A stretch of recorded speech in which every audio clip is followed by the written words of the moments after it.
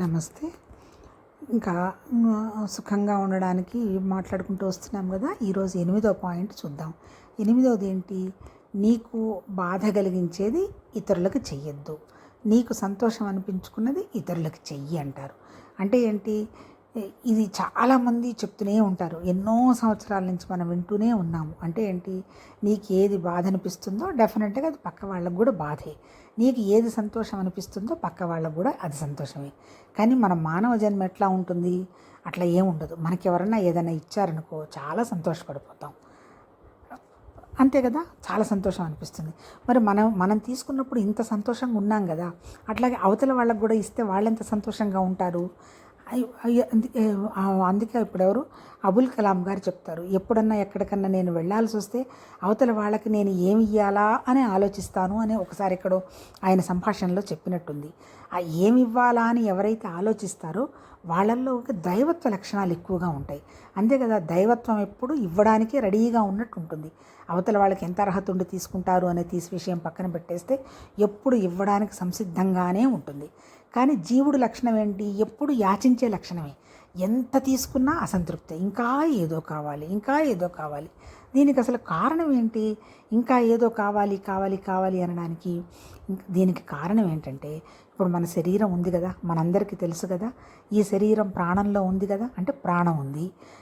తర్వాత ఈ ప్రాణాన్ని శరీరాన్ని నడిపిస్తున్నది ఎవరు? ఒక మనసు నడిపిస్తున్నది. ఈ మూడు ఉన్నవనైతే మనందరికీ తెలుసు కదా, అందరికీ తెలుసు కదా. దీనికి ఆధ్యాత్మికంగా సాధనలో కూడా ఏం చెప్తారు?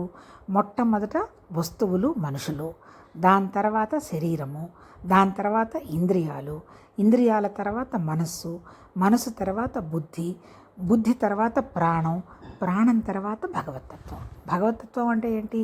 పూర్ణత్వం, శూన్యం, అన్నీ కూడా ఆ శక్తి వల్లనే ప్రతిదీ మేనిఫెస్ట్ అయిందనమాట.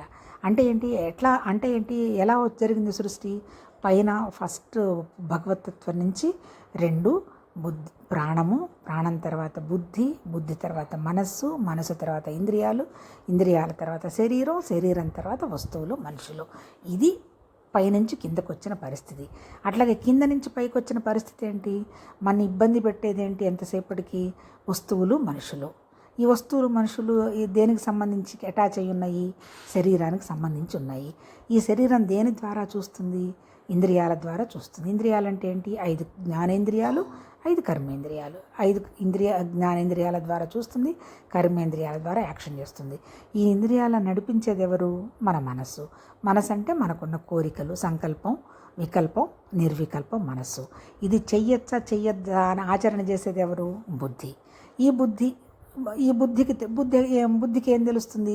ఒక ప్రాణం ఉన్నది అంటే ఉన్నది. ఆ ప్రాణం కదులుతూ ఉంటుంది, అంతే తప్ప ప్రాణానికి ఆలోచన అది ఏమీ లేదు. ఈ ప్రాణం ఎక్కడున్నది అంటే, ప్రాణం అంటే ఒక స్థితి.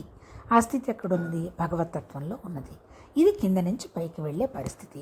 అంటే ఇప్పుడు మనని బాధిస్తున్నవేంటి? ఈ వస్తువులు మనుషులు. అంటే ఏంటి? మన ఏ విషయం అయితే బాధగా అనిపిస్తున్నాయో దాన్ని ఒకదాన్ని మనము ఏం చేయాలి? డిలీట్ చేసుకుంటూ వెళ్ళిపోవాలి. వెళ్ళిపోయినప్పుడు మనం ఏ స్థితిలో ఉంటామో? శూన్యమైన స్థితిలో ఉంటాం. ఆ శూన్యత్వమే భగవతత్వం, అంతకంటే ఏం లేదు. అంటే మరి అంత భగవతత్వ స్థితికి వెళితే తప్ప, ఆ స్థితిలో ఉంటే తప్ప అందరికీ ఏదో ఒకటి ఇవ్వాలి, ఏదో ఒకటి చెయ్యాలి అనేటువంటి మానసిక స్థితి ఉండడం కష్టం. అలా లేనప్పుడు ఎంతసేపటికి ఏమొస్తుంది? మీ ఇంటికి వస్తే ఏమిస్తావు, మా ఇంటికి వస్తే ఏం తీస్తావు అనేటువంటి పరిస్థితుల్లోనే ఉంటారు. ఎప్పుడైతే ఈ గుడ్నెస్ అనే పదానికి అర్థం తెలియదో అప్పటి వరకు మనిషి బాధపడుతూనే ఉంటాడు. అట్లా ఆ గుడ్నెస్ స్థితికి చేరడం కోసమే ఒకటి వదిలేస్తూ చివరికి భగవతత్వంలో ఉండేటువంటి స్థితికి చేరదామనేటువంటి విధానాన్నే సాధన అంటారు. ఇప్పుడు ఇంత దూరం చెప్పింది ఏంటి? ఎవరికైతే నీకు ఏది ఇష్టమో, ఎవరైనా నీకు ఇస్తే ఇష్టంగా ఫీల్ అవుతావు అనుకో, వాళ్ళకు కూడా నువ్వు అది ఇష్టం ఇయ్యి. ఎవరింటికన్నా వెళ్తే నిన్ను సరిగ్గా పలకరించలేదు అనే విషయం నువ్వు గ్రహించావనుకో, మీ ఇంటికి వచ్చినప్పుడు వాళ్ళని సంతోషంగా పలకరించు.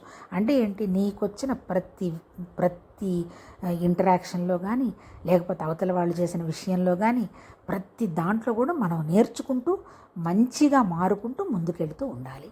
అలా మారుకుంటూ ముందుకు వెళుతూ ఉండాలి అనే దానికోసమే మన చుట్టూ ఇంతమంది మనుషుల్ని పెట్టారు. నీ మనసుకు ఏది నొచ్చుకున్నావనే విషయం నువ్వు గ్రహించినా అది పక్క వాళ్ళకి ఆ విషయంగా చేయకుండా ఉండడానికి మనం ప్రయత్నం చేసుకుంటూ పోవాలి. ఎప్పుడైతే అలా మనం స్టెప్ బై స్టెప్ ఎదుగుతూ ముందుకెళ్తూ ఉంటామో సుఖంగా సంతోషంగా